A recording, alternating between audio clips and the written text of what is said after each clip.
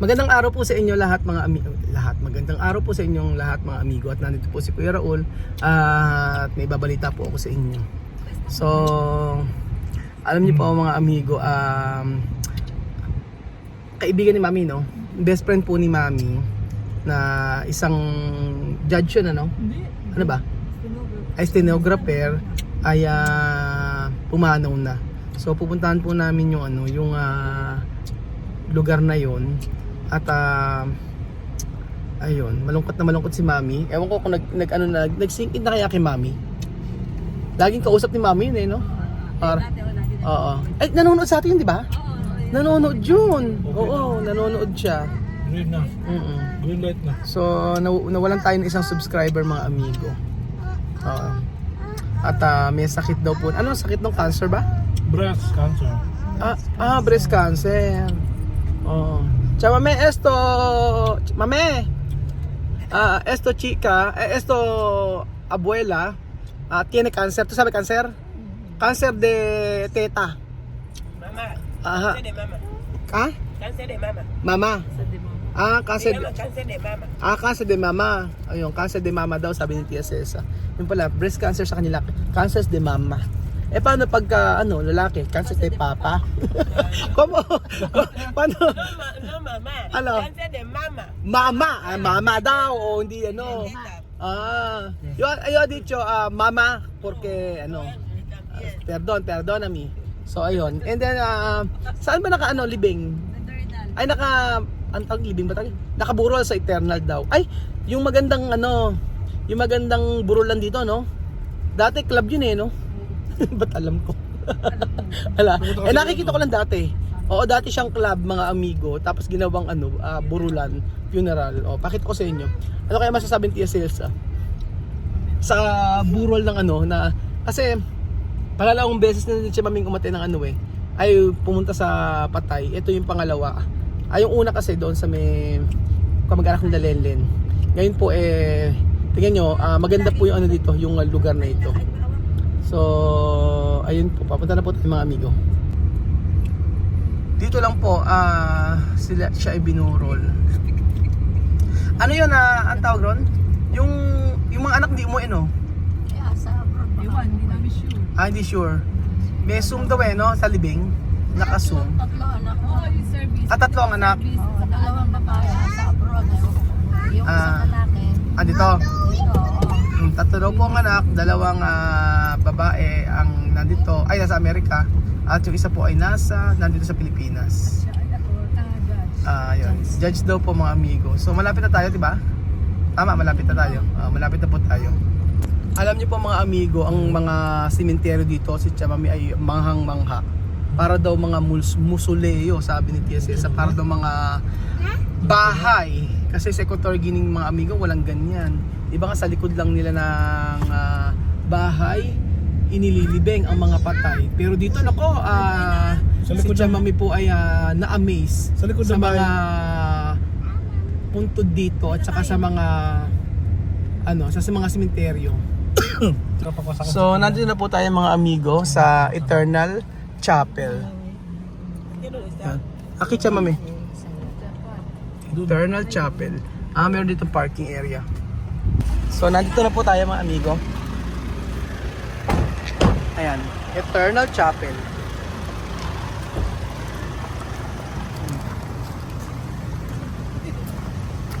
Dati ano yan dyan?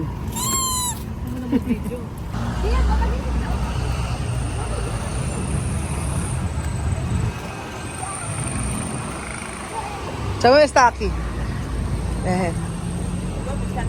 Está aquí, sí. Bonito, ¿no? No sé, mira. Ano na? Pesaba casa? No, no es la casa. Aquí. Isip ko ni Chama may sa may doon nakaburol sa may bahay. Ayan.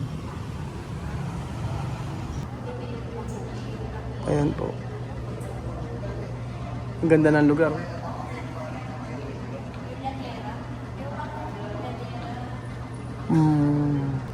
Mick, Chamame, ¿tú quieres comer? Hay catering, ¿no? ¿Tú quieres comer?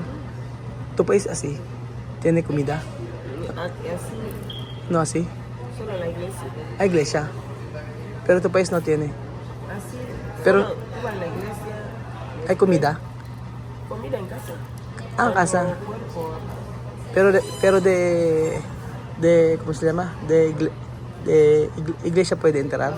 Puede poner o no. no, en la iglesia no hay comida. Iglesia no puede poner. Solo rezar, después cuerpo. Ah, pero ¿por qué tu país tiene alcohol cuando morir? No, antes, Terminar o alcohol. ah, Pero como gente pelear. ah, no puede Ya alcohol. no, ahora ya no hay alcohol, solamente agua y jugo. Porque una vez yo he visto una tiene alcohol. ¿Tú quieres tu padre? Depende de familia. depende de familia. Porque Ah. tú sabes que cuando tomar alcohol, Aha. pelea. Ah, Así. por eso no hay. Por eso ahora ya no hay. Aha. Sabi ni Tia Celsa sa kanila daw kapag kapatay, dati mayroong mga alcohol, hindi inuman. Ngayon ay depende na lang sa pamilya. Pero hanggat maaari, wala na daw. Yun ang napansin ko kasi ilang beses na ako nakakita na may patay sa kanila. Ano po, meron silang maraming alak, puro alak siya. Ganun. Tapos sabi ko kay Mami, bakit natigil na? Kasi daw lagi nag-aaway-aaway kapag daw may umiinom, kaya pinagbawal daw. Pero yung pinagbawal, pero yung pamilya kapag gusto, wala daw magagawa. Pwede na mag-inuman, ganun. Inuman. Yung bahay ni Bayba, kung alam niyo kung nila si Bayba, sa may Equatorial Guinea, yung mga bata ni Bayba, yung lola niya namatay. Tapos nagpunta kami, puro alak, puro iba't ibang klaseng alak. Tapos after ng ilibing, tsaka mag-iinuman. Ganun po. Pero yung pagkain, nagulat kasi siya Mami. Sabi niya, ba't may sabi ko, gusto mo kumain? Kasi may catering. Sabi siya Mami, hindi daw. ¿Dónde enterar? ¿Dónde cal? ¿Dónde le van a enterar? Entrar cementerio, no aquí. Esto solo una habitación, después paga. Para mucha gente cuando viene aquí, ¿cómo se llama? Tiene espacio, también confortable, ¿no? Confortable. Por eso aquí tiene mucha comida, así. Sí, primera vez que yo veo eso así. Nosotros cuando morí en la iglesia, después de enterar, yo pensaba que así. Yo no sabía que así se recibe cuando uno muere, le traen en una sala. Está bien, mi país así, solo grandes personas. Cuando pobre, solo su casa, después enterar. Así. Así. Oh, sabi niya Mami, pagka ganito daw yung ayos ng burol ay para daw grande persona daw mga amigo. Grande persona, pero sa bahay daw, sa kanila kasi mga amigo, sa bahay lang o sa simbahan. Difícil, Ano na? solo cuando personas grandes. Qué difícil. ¿Dónde tú te vas a comprar? Es Solo cuando personas grandes. ¿Cuál? Si una persona grande de dinero, ¿Qué esto? cuando persona muere que tiene dinero, sí que compran así. Eso flores. Pero eso todo ¿cómo se llama? Natural. Natural. No plástico. Sí. Pero está bonito. Sí, está bonito. Sabi ni Tia Celsa pagka daw sa kanila, wala daw mga ganyan-ganyan. Yung mga ganyan bulaklak, ang ganda raw, sabi ni Tia Celsa. Ayan.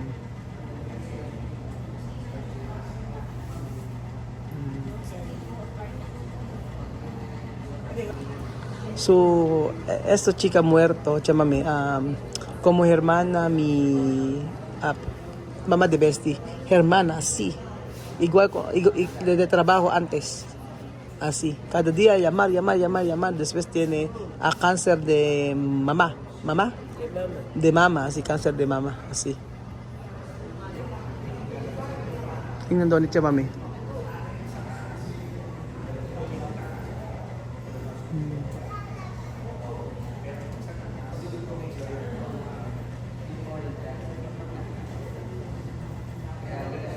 Sinilip ni Tia Mami.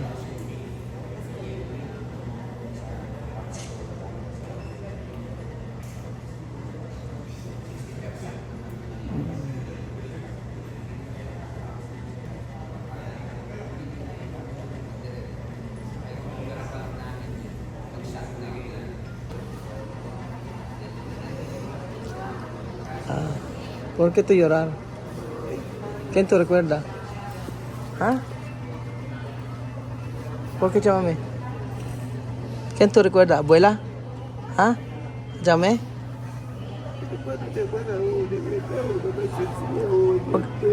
¿Por qué tú llorar? ¿Tú recuerdas a tu abuela? ¿Por qué? ¿Ah? ¿Ah? ¿Por qué tú llorar? Ah, mami. Baka naalala ni Mami yung kanyang lola. Naiyak siya.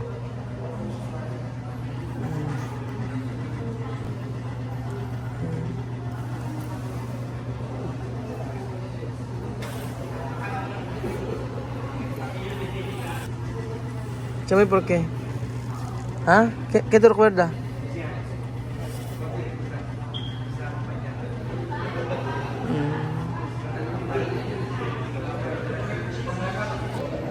Sinilip ko din yung kaibigan ni Mami. Di ko alam kung bakit naiyak si Chisesa. Siguro baka naalala niya yung kanyang lola. Mahal naman kasi si Mami yung lola niya. O, yung lola ni Mami na si Abuela Cecilia ay mahal na mahal ni Mami yun. O, siya yung nagturo kay Mami sa paggawa ng yuca. No? Mami, no? Abuela Cecilia enseña todo, no?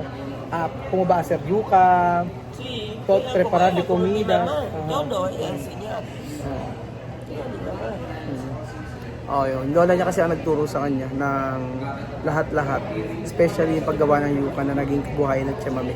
Kaya siguro sobrang na lang yung nakita niya yung ataol at saka yung kaibigan ni Mami talaga naging emotional si Mami. Sabi ko nga kay Mami, ganun buhay naman kasi talaga natin hindi natin masasabi kung hanggang kailan. Kaya magpasalamat tayo na kada araw binibigyan tayo ng Diyos ng panibagong buhay, binibigyan tayo ng kalakasan sa araw-araw. So ang magagawa lang natin tayo ay magpakabuti at isipin natin na sa lahat ng gagawin natin dapat ay masaya tayo. So kung may mga bagay kayo na gustong gawin at huwag niyo isipin yung ibang tao, isipin niyo kung paano kayo magiging masaya sa lahat ng desisyon niyo. So ayun, maiksi ang buhay at hindi natin masasabi kung hanggang kailan. Like ko sinasabi, mas mag-ina, maging mabait at libre lang maging mabait at wala tayong inaapakan na tao. Wala tayong inaapakan na ibang tao para makasakit o wala tayong sinasaktan. Yun po ang napakahalaga. So kagaya po sa buhay ni TSS na napakaraming nangyari sa kanya, hirap at puro sakit. Ngayon naging okay si TSS. Pero nandun pa rin yung siguro yung pagka naalala niya yung mahal niya sa buhay, nandun pa rin yung pagka talaga maiiyak at maiiyak siya. Kung ano man yung mga ginanas ni Mami sa kanyang buhay. So, ayun po mga amigo, salamat po sa ng episode na ito at sa pamilya po ng kaibigan ni Mami na si Ate Emmy. Kami po ay nakikiramay at sobrang lungkot ni Mami at ilang araw na siyang ganyan na parang tulala siya dahil nga sobrang parang kapatid ni Mami itong si Ate Emmy. Yun, nanonood sa atin at subscriber natin. Salamat po mga amigo at God bless.